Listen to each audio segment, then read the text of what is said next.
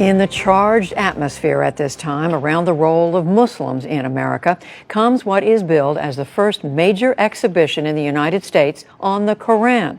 Jeffrey Brown reports.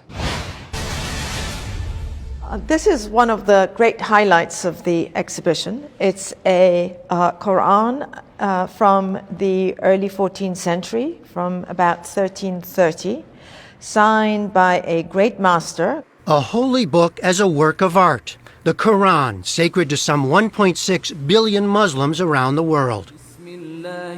A new exhibition at the Smithsonian Institution's Sackler Gallery in Washington, D.C.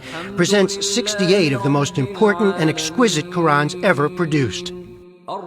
Dating from the late 7th to early 17th centuries, they come from many parts of the Islamic world and are part of the collection of the Museum of Turkish and Islamic Arts in Istanbul. The Quran is a divine text, a series of revelations transmitted from the angel Gabriel to the prophet Muhammad between 610 and 632.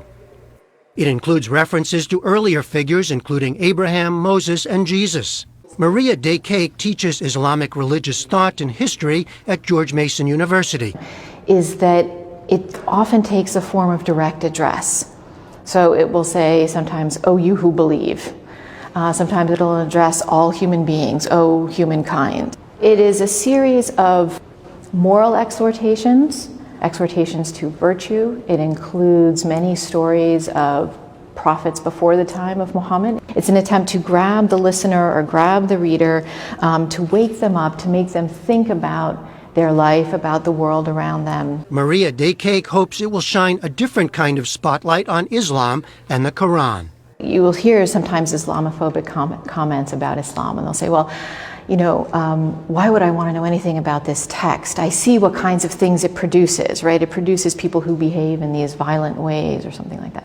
But when you come here, you see the larger reality of what it's produced, right? It produced beauty, is to see the kind of artistic elements, the beauty that the Quran really brought.